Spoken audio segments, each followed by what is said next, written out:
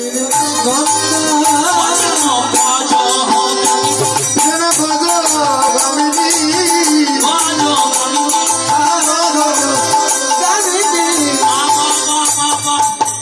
কীর্তনটা হলো কি জগৎ শিক্ষা। মহাপ্রভু নিজে আসুরিয়ে জগৎকে শিক্ষা দিল। মধ্যাহ্নকালে নিজের মাথায় উত্তরীয় দিল, নারী সাজলো নারী। আরে মায়েরা এটা বাবারা অফ থাকবেন। আজকে পাইছি ছাড়বো না, আজকে ঝগড়া করবো। মাথায় কাপড় দেন, দেন মাথায় কাপড় দেন, আইমনি দাও, তোমরাও দাও। যারা কুমেরি আছো তারাও দাও, দাও দাও দাও দাও। শাড়ি পরেছো যারা তারাও দাও, মাথায় কাপড় দিতে হয়, দাও দাও দাও দাও। একান্ন করে দিবেন, বাজাইন না পরে বাজাইন দাও। যারা শাড়ি পরেন নাই রন্নার এক সাইড মাথায় দেন। আমি অনুরোধ করছি আপনাদের কাছে, দেন। এই দেখেন এইরকম করে দিচ্ছেন কে? আমার দিকে দেখেন এইরকম করে দিচ্ছেন। হ্যাঁ ভালো করে ঢাইকে দেন, গরম লাগে, মেকআপ নষ্ট হইব। অবধি মাথায় ভালো করে কাপড় দেন বাবা। ও বাবা চুকিতা মাত্র ফ্যাশন হয়েছে, 12 হাত ছাড়ি মায়েদের কম করে যায়। কি ঠিক কইছি না? এখন আর বলতে নাই। এই সনাতন ধর্মটা নষ্ট করে দিয়েছে বাবা। ঠিক ঠিক। আমার এক ফ্রেন্ড, একসাথে কলেজে পড়তাম, আলেম পাস করে এখন মাদ্রাসার শিক্ষক হয়েছে। কিছুদিন আগে দেখা হয়েছিল, আমি চিনতে পারিনি। দাড়ি দিয়ে ভরা, পাঞ্জাবি পরে, সাদা পাঞ্জাবি আর প্যান্ট পরে আমাকে পিছন থেকে, আমি অটো থেকে নামতেছি, ডাকতেছে এই দাদা এই দাদা এই দাদা। এদিক ওইদিক তাকিয়ে দেই, দেখি কেউ পরিচিত নাই, কে থাকে। পিছনে আইসা কম করে এরকম করে ধরছে, পিছনে তাকিয়ে দেখি টুপি মাথার দেওয়া। দোস্ত আমায় চিনতে পারিস নাই? কণ্ঠটা পরিচিত মনে হয়। ভালো করে মুখের দিকে তাকিয়ে দেখি, ও রে ফিরোজ। দোস্ত অনেকদিন পর দেখা, অনেকদিন পর তোর সাথে দেখা। কি করিস, চাকরি করিস? বললাম না, আমি তো চাকরি করি না। তুই কি করিস? ভাই আমি আলে পেয়েছি, থাকি হচ্ছে নওগাঁ জেলায়, অনেক দাম দেয়। তুই কি করিস? বললাম আমি কি হয়েছি শুনবি? আমার মতো ছোট আর কেউ নেই রে বন্ধু, সবাই বড় বড় চাকরি পাইছে। আমিও একটা চাকরি পাইছিলাম, ডিসি অফিসের ক্লার্ক, উপখাদ্য পরিদর্শক, ফুড অফিসের চাকরি হয়েছিল। এই দুইটা রিজাইন দিয়ে এখন কীর্তন করি। তোদের যেমন বক্তারা বক্তব্য দেয়, আমি আমাদের সনাতন ধর্মের বক্তব্য রাখি। শোনেন, ওই দোস্ত আজকে তুই খাওয়াবি না, আমি তোকে খাওয়াবো। বললাম আমি তো বাইরে কিছু খাই না। ওই অন্তপক্ষে একটা আপেল খাওয়াবো। এখন 2টা আপেল কিনে নিয়ে এসে হোটেলে বইসা কথোপকথন করতে করতে দোস্ত আমার কান্দি ফেলছে। আজকে একটা কথা বলবো, অনেক তোর সাথে সুখ দুঃখ আলাপ করছি কলেজ লাইফে। একটা কথা বলি দোস্ত, আমাদের ধর্মে পদ্মা আছে, তোদের এই সনাতন ধর্মে পদ্মা নাই।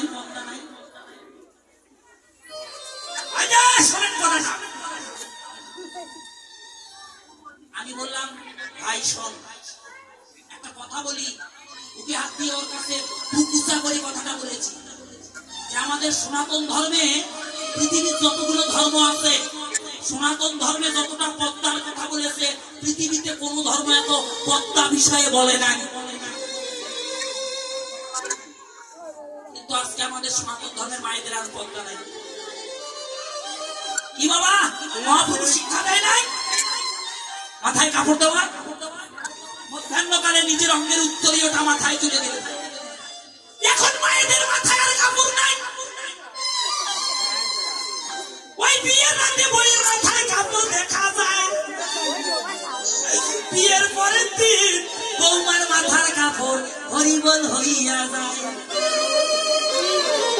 ঠিক কইছি? ঠিক ঠিক। শাশুড়ি কয় বৌমা, শাশুড়ি কয় বৌমা একটু মাথায় কাপড় দাও, তোমার ভাসুর আসতেছে। কয় মা গো ও মা 3 ঘন্টায় মেকআপ করছি মাথায় কাপড় দিলে হয় না। ওটা আমার বদলা হয় খাইছে সনাতন ধর্মটা ও মা আপনাদের চরণ ধরে বলি পায়ে ধরে বলি অকালে অকালে বাবাদেরকে মারবেন না নিতাই গৌর হরি শুনে যান কোন ধর্ম এত বড় কথা বলে নাই সনাতন ধর্ম বলেছে মাথায় কাপড় দিলে কি হয় পর্দা দিলে কি হয় পর্দা থাকলে কি হয় কাপড় দিলে কি হয় শুনবেন শুনবেন আপনারা মাথায় কাপড় দিলে কি হয় শুনবেন বলেন বলেন দাঁড়াও কে কে শুনবেন মায়েরা হাত তোলেন কে কে শুনবেন হাত তোলেন শুনবেন তো দেখেন হাত তুলেছে কিন্তু আমি কথা দিলাম আমি বলবো কিন্তু আপনাদের চরণে বিনতি করছি কথাটা শুনে আজ থেকে কথাটা পালন করার চেষ্টা করব হাত বেদনা করে শুনে যান বলি জীবের পরমায়ু কত বৎসর 100 বছর পরমায়ু এখন বাসে কত বছর বাবা কত বছর হয়েছে পরমায়ু কত হয়েছে বাকি দিনগুলো গেল কোথায় পরমায়ু আমরা কমাইতে পারি পরমায়ু আমরা বৃদ্ধি করতে পারি না পরমায়ু কমে গেছে শুনে যান না শাস্ত্র বললেন একজন প্রতিব্রতা রমণী শূন্য ললাট আইডা আমার দিকে দেখেন শূন্য ললাট আর শূন্য স্মৃতি স্বামী যদি দর্শন করে দর্শন করিবা মাত্র তার একদিনের পরমায়ু কমে যায়নি তাই বাবা মায়েরা এখন ওই স্বামীর দেওয়া অলংকার পরিত্যাগ করতে শিখেছে শেখে নাই সিঁদুর আর পরে না বড় বড় খয়ারি টিপে ফোনা লাগায় ঠিক কইছি না হ্যাঁ আমার এই দাদা এই খোলালা দাদার বৌদি জানেন কেমন স্মৃতি এই যে স্মৃতিটা বাঁকা করে ছোট্ট করে সিঁদুরের ফোঁটা লাগাই আপনাদের চরণ ধরে বলছি গীতায় ভগবান বলেছে স্বধর্ম রক্ষা করতে গিয়ে যদি প্রাণ যায় প্রাণ দেবেন তবু ভগবানকে লাভ করতে পারবেন যারা ইয়াং জেনারেশন আছেন আপনাদের কাছে আমার অনুরোধ প্রতিটা গ্রামে গ্রামে প্রতিটা সমাজে সমাজে আপনারা প্রতিরোধ করে তোলেন আমাদের সনাতন ধর্মের কোনো মা কোনো দিদি ভাই কোনো ভাই কোনো বোন যাতে এমন কোন ড্রেস পরে রাস্তায় বের হলে ওই আমাদের ধর্মটাকে ছোট মনে করে এই ধরনের ড্রেস পরে যেন পথে বের না হতে পারে বুঝান একদিন বুঝান 2 দিন বুঝান যদি বুঝ না মানে তাহলে মা বাবাকে বুঝান তারা যদি কথা না শোনে ওই ভাইরাসটাকে সমাজ থেকে বাদ দিয়ে দেন ওর সাথে গ্রামের প্রতিটা লোকের যোগাযোগ বন্ধ করে দেন ও যদি সোজা না হয় আপনার অধর্ম হবে না ওই একটা ভাইরাস যদি সনাতন ধর্মে না থাকে তাতে আপনার সনাতন ধর্ম বিনষ্ট হবে না এই যে মায়েরা আপনাদের কাছে অনুরোধ করছি স্বামীর দেওয়া অলংকার পরিত্যাগ করবেন না এটা ব্যবহার করতে শেখেন যতদূর পর্যন্ত স্মৃতি আছে আপনি 2 ভুরু যুগলের মাঝখানে বড় করে সিঁদুরের ফোঁটা লাগান সিঁদুতে সিঁদুর লাগান আপনার যদি স্বামীর চরণে প্রেম আর ভক্তি থাকে পৃথিবীর কোনো বিঘ্ন নাই আপনার স্বামীর পরমায়ু ক্ষয় করতে পারে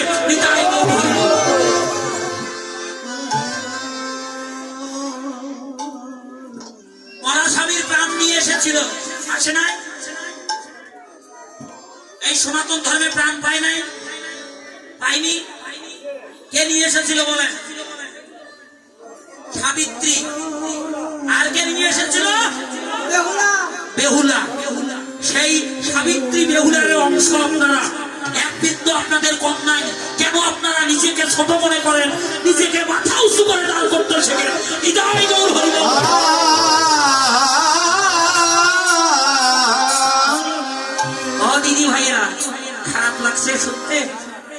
এগুলো আদৌ সত্য কথা না, এগুলো ভালো কথা।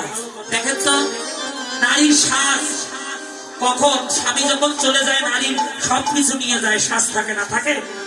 এই জন্য স্বামী যতদিন থাকবে স্বামীকে শ্রদ্ধা করেন, স্বামীকে ভক্তি করেন, স্বামীর সঙ্গে স্বামীর যে কে গুরুজন আছে, আপনার শ্বশুর শাশুড়ি, তাকে শ্রদ্ধা করেন। নিজের জন্মদাতা পিতা মাতার চেয়েও তাদেরকে বেশি ভক্তি করেন, তাদেরকে শ্রদ্ধা করেন, শেষ জীবনে তাদের পাশে দাঁড়ান। তাদের যদি পাশে দাঁড়াইতে পারেন, আপনিও একদিন শ্বশুর শাশুড়ি হবেন, আপনার সন্তানও অন্তিমকালে আপনার পাশে দাঁড়াবে।